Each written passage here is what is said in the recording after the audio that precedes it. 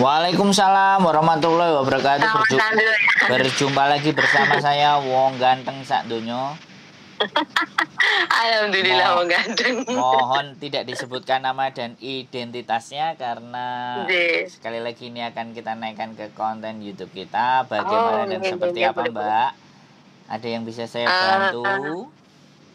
ya itu Mas mau tanya gimana sih prosesnya ke Hong Kong? Soalnya kan saya kemarin coba daftar ada agensi gitu loh. Terus saya itu ya namanya juga pengen kejelasan sama transparan gitu kan. Tapi beliaunya nggak mau menjelaskan dengan alasan mau apa kayak dokumennya mau dikirim dulu, terus takutnya nanti tidak sesuai gitu. Memang saya kan domisili di kota A dan untuk saat ini saya ada di kota C gitu kan, yang lebih dekat gitu kalau prosesnya gitu kan.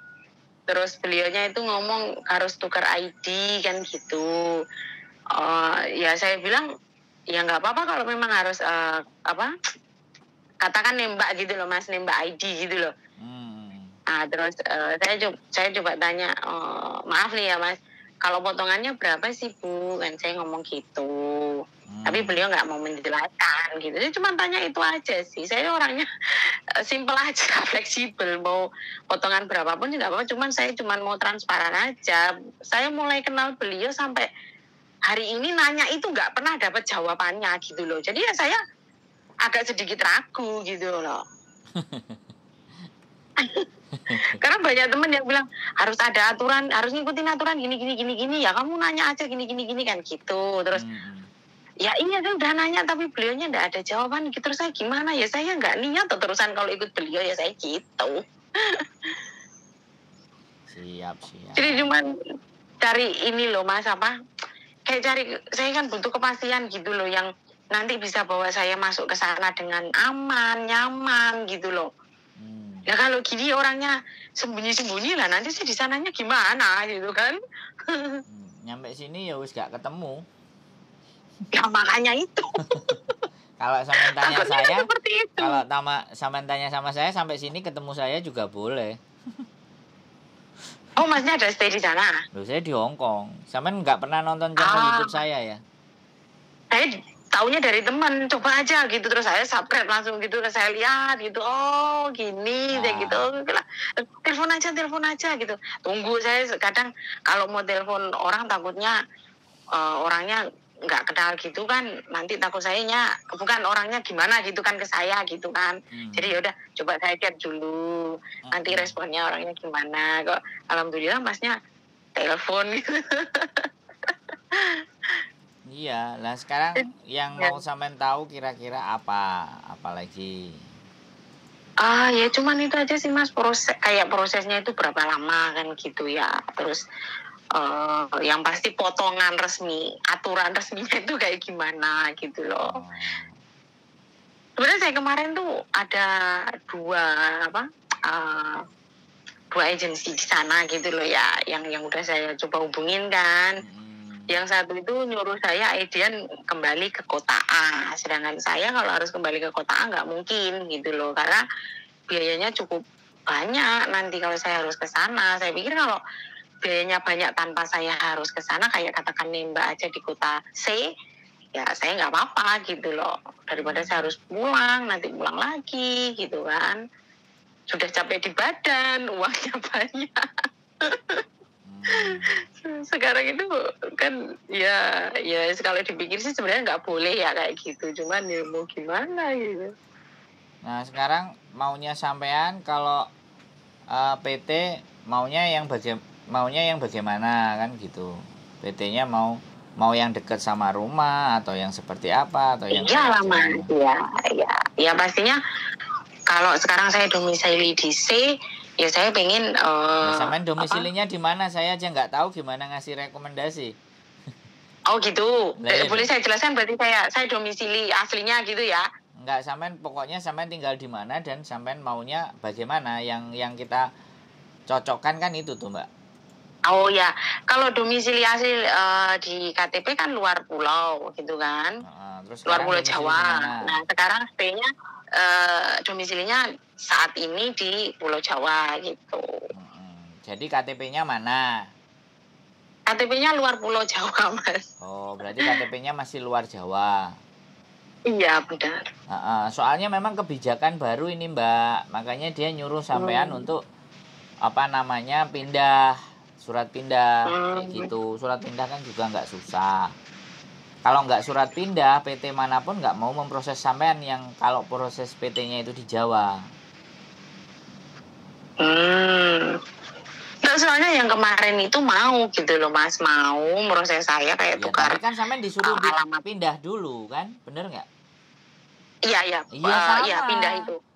Walaupun nanti sampean mau dibantu dengan saya, misalnya percaya dengan saya pun, ya sekali lagi kita juga akan pindah proses surat pindahnya sampean gitu loh. Seperti itu. Ya itu memang sekarang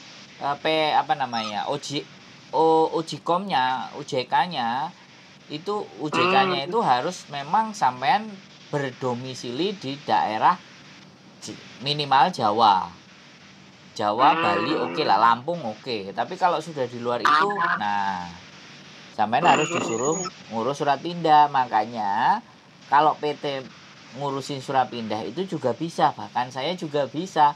Persoalannya sampean mau membayar apa enggak, kan itu aja persoalannya. Iya, benar. Iya, mereka akan seperti itu, Mbak, gitu. Jadi nggak salah juga mereka akan ngomong seperti itu. Iya, benar. Iya, kalau itu sih saya tadi kan sudah ngomong sama jenengan, kalau itu sih saya nggak masalah gitu kan. Yang penting saya nggak harus pulang gitu loh ke sana gitu kan. Kalau saya pulang ke sana biaya gitu loh, Mas. Terus capek juga kan pastinya perjalanan kan, maaf nih ya gitu. Terus ya kalau cuman pindah aja sih saya pikir nggak apa-apa gitu kan, karena itu memang sudah prosedur mau bayar berapa kan gitu. Masalahnya kalau ini sudah saya pindah katakan ya, terus saya tadi kan saya katakan kan saya cuma tanya saya kena katakan potongannya berapa bulan sih Kak yang sebenarnya gitu loh, saya itu tanya dan nggak pernah dapat jawaban gitu. Kalau sampean tanya sama saya potongan ya, beberapa yang sudah berangkat di PT saya itu rate-nya antara 2.000 sampai 2.300. Tapi kemarin ada yang terakhir yang memang dia datanya sama sekali tidak sama. Karena dia pindah agama, menikah dengan orang Muslim, dari agama Katolik pindah ke Muslim.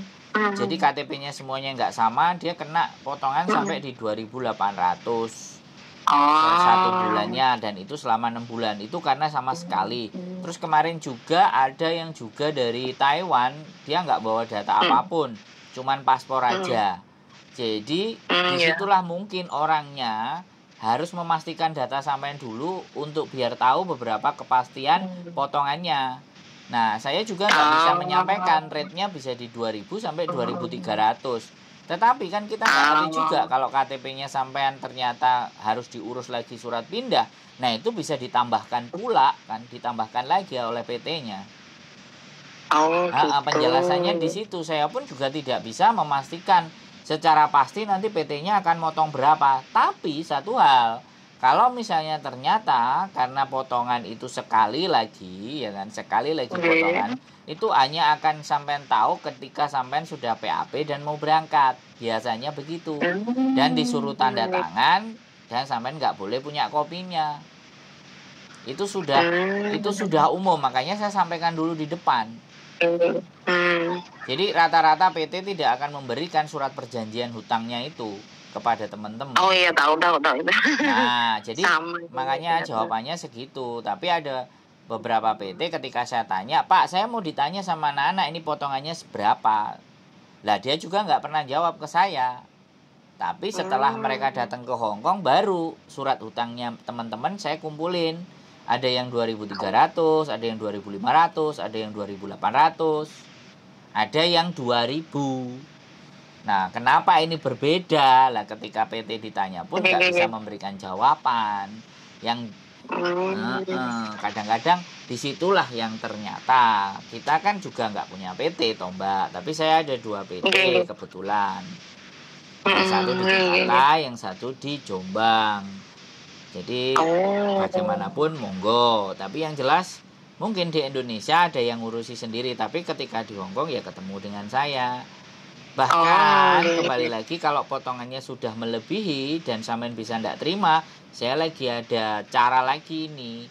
Kemarin teman-teman beberapa lapor ke KJRI tapi masih belum tahu ada follow up-nya seperti apa. Tapi saya ada teman yang sudah bercerita. Dia surat utangnya cuma datang hanya 1 kali, yang 5 bulan berikutnya nggak datang. Nah ini yang mau saya angkat, biar teman-teman semuanya juga ngerti kalau potongannya terlalu mencekik, maka kita menggunakan cara tersebut. Nah ini lagi tak dalemi, karena tadi malam baru saya dapat WA-nya. Jadi kayak gitu ceritanya. Jadi ya membantu proses, iya, membantu teman-teman kalau masih gak rela, gak lilo lah, tak kasih tahu juga caranya. Jadi saya itu juga kayak gitu, saya nggak mau jadi bagian sindikatnya mereka. Wong saya juga nggak nyari anak. Betul. Ya kan, saya kan nggak nyari, orang telepon saya. Kalau percaya ya monggo, kalau enggak juga nggak apa-apa. Toh pun mereka berangkat saya atau tidak, suatu ketika punya masalah di Hongkong, saya percaya diri mereka akan telepon saya dan saya kontenin. Ya pede aja sih gitu loh, karena nggak banyak yang di Hongkong mau bantu urusannya teman-teman, apalagi mau ngobrol begini kan. Nah kalau saya kan punya, saya kan pengacara, pengangguran banyak acara, makanya ngangkatin teleponnya teman-teman. Nggak apa-apa, daripada jadi ini dalang. Daripada bukan jadi penipu. Dalang. Oh dalang. Bukan Mas, dalang kerusuhan nanti. Kadang-kadang kita juga bikin rusuh loh Mbak, kadang-kadang loh ya. Tapi rusuhnya kalau positif nggak apa-apa, kalau rame-rame gitu kan banyak ya monggo disimpulkan. Saya konten soalnya. Iya benar. Karena kerjaannya YouTuber ya bikin konten kan gitu.